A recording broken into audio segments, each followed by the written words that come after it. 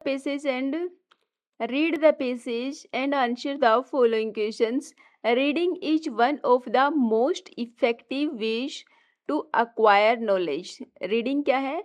ये एक ऐसा इफेक्टिव तरीका है जिससे नॉलेज को अक्वायर किया जा सकता है. इट इम्प्रूव्स वोकेबुलरी को अच्छी करती है. एनहांसेस क्रिटिकल थिंकिंग, इससे क्रिटिकल थिंकिंग बढ़ती है. एंड इसी के जो पर्सपेक्टिव है, उसका जो सोचने का तरीका, उसके दृष्टिकोण को ये वाइड करती है, ब्रॉडन करती है. Regular reading exposes individuals. Regular reading जो होती है वो क्या एक्सपोज करती है इंडिविजुअल्स को? टू डाइवर्स कल्चर्स, अलग अलग प्रकार की कल्चर्स के बारे में, अलग अलग आइडियाज़ के बारे में एंड एक्सपीरियंसेस के बारे में रीडिंग उसके एक्सपोज करती है किसी भी इंडिविजुअल के लिए. इन द डिजिटल एज में पीपल ऑफन प्रीफर, लोग किस चीज़ को प्रीफरेंस देते हैं? Often prefer short online content over books. छोटे छोटे कंटेंट को, जो ऑनलाइन कंटेंट मिलते हैं ना, उन्हें किताबों के कंपैरिजन में शॉर्ट ऑनलाइन कंटेंट को प्रेफरेंस देते हैं, विच में limit deep understanding of complex issue. इससे क्या होगा कि किसी भी कॉम्प्लेक्स इश्यू को डीपली अंडरस्टैंडिंग नहीं किया जा सकता है जब शॉर्ट ऑनलाइन कंटेंट के थ्रू किसी भी कॉम्प्लेक्स इशू को डीपली अंडरस्टैंड नहीं किया जा सकता. ये उस पर एक बैन लगा देता है. Developing a reading habit can significantly contribute to personal and professional growth. कि डेवलपिंग ए रीडिंग हैबिट को डेवलप करना सिग्निफिकेंटली कंट्रीब्यूट, एक बहुत ही महत्वपूर्ण योगदान है किसी इंसान की पर्सनल और प्रोफेशनल ग्रोथ के लिए. अब इसकी क्वेश्चंस को देखते हैं. इसका क्वेश्चन नंबर जो फर्स्ट है वो है रीडिंग हेल्प्स. किस में रीडिंग हेल्प करती है? Reducing vocabulary. क्या वोकेबुलरी को रिड्यूस करती है? नहीं, रिड्यूस नहीं करती. एनहांसिंग क्रिटिकल थिंकिंग को एनहांस करती है. Limiting perspectives. क्या किसी इंसान के जो दृष्टिकोण है, सोचने समझने का जो नजरिया है उसको लिमिटेड करती है? नहीं. अवॉइडिंग न्यू आइडियाज, नए आइडियाज को अवॉइड करती है? नहीं.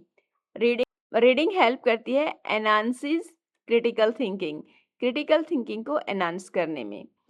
What does regular reading expose? Regular जो रीडिंग होती है वो किस चीज़ को एक्सपोज करती है? Individuals to. किस चीज़ को रेगुलर रीडिंग से क्या एक्सपोज होता है? ओनली हिस्ट्री के फैक्ट्स जान पाते हैं हम अगर रेगुलर रीडिंग करेंगे तो.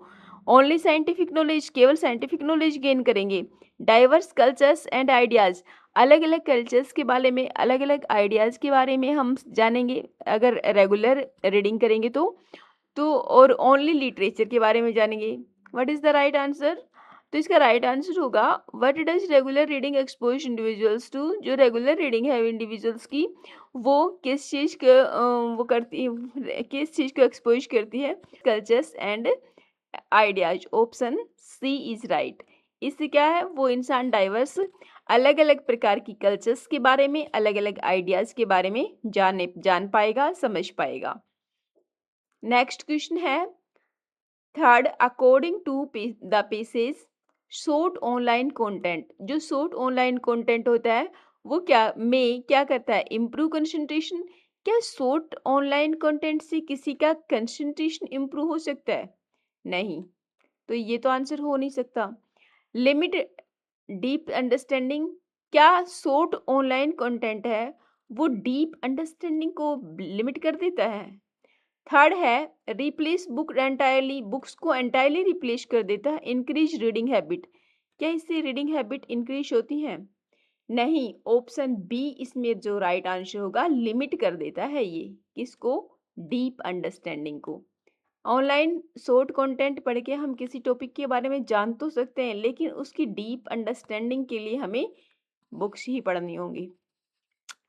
रीडिंग किस चीज़ के लिए कंट्रीब्यूट करती है? पर्सनल एंड प्रोफेशनल ग्रोथ के लिए, फाइनेंशियल लॉस के लिए, सोशल आइसोलेशन और फिजिकल स्ट्रेंथ. रीडिंग कंट्रीब्यूट करती है पर्सनल एंड प्रोफेशनल ग्रोथ के लिए. रीडिंग कंट्रीब्यूट करती है पर्सनल एंड प्रोफेशनल ग्रोथ के लिए। The central idea of the passage, इस पेसेज का सेंट्रल आइडिया क्या है? The disadvantage of books, books के डिसएडवांटेज, इंपॉर्टेंस ऑफ रीडिंग और हिस्ट्री रीडिंग और डिक्लाइन ऑफ एजुकेशन। क्या है इसका राइट आंसर? इसका राइट आंसर है the importance of reading. Option B is right.